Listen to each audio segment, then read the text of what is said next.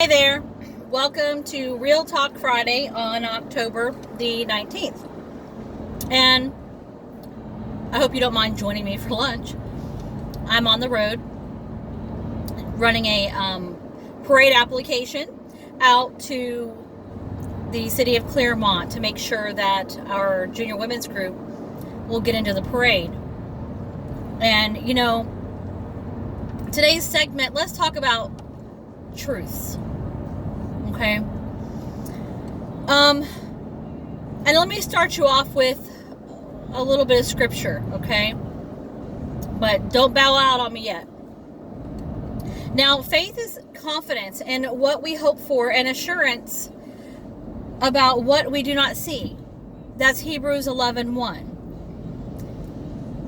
I'm not sure about you, but for me, faith is huge.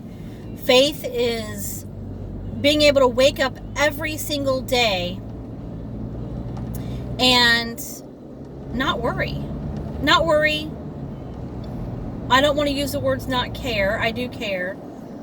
But there are a lot of things I don't really care about. If, relationship-wise. If I'm single, great. If I'm not single, great. It doesn't bother me one way or the other, to be quite honest with you. But in thinking about truth plays a big factor in every part of our lives. Whether it's at home, with our kids, with our significant others, at work, truth is huge. It's just really huge. I've been struggling here lately with my youngest child, who just recently turned 18. And to be quite blunt, I can't believe a single thing she ever says. And I didn't raise her that way. I raised her to be outspoken, to be open-minded, but never to lie, never to hide things, never to keep secrets, if you will. And she's been having some doozies here lately. Wendy's French fries rock. And they're very unhealthy, but at any rate, don't judge. So if you can't be honest, and you know what, when I'm talking about that, I'm not sure what I mean, except like in a relationship.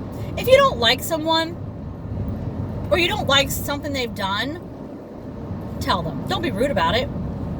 But just say, hey, you know what? I'm really not comfortable with this. I'm not comfortable with how you're speaking to me. I'm not comfortable with, how you treat me in public. Or let's get a little bit deeper. All of a sudden you think maybe your man or your woman is cheating on you, and you find out that, oh, maybe they are. Guess what? If you find out who they're cheating on you with, and you have to email that person, walk away. Don't even bother. Because at that point, you lost trust. Okay? If you cannot trust someone that you're with, leave. It's that simple. From a home front standpoint, my kids, they crack me up. I might go out someplace, or, like last night, I get out of my car, and no sooner do I get out of my car, it's just past 9 o'clock at night, and there's my 23-year-old son. Where have you been? Really? Huh. Well, lucky for him, I had just come home from a junior women's club meeting. Typically, my response would be, whatever chapter you're working on, skip it. There are some things that just aren't somebody's business. So instead of lying about it, just skip it. Tell them, sorry, it's not your business. I'm not going to respond to that. It's pretty simple, honestly. And it keeps it real. So I think that if more people kept it real, we would be in a much better place, a much better position. And unfortunately, because people don't keep it real, we find ourselves questioning people that have never been not real with us.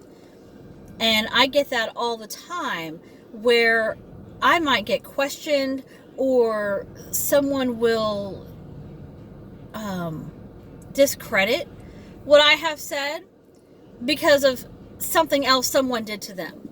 You know, I'm not that person. You're not that person. So if we treat everyone equally and as the same way, you know, everyone, you know, you put your pants on one leg at a time, you know, everybody does.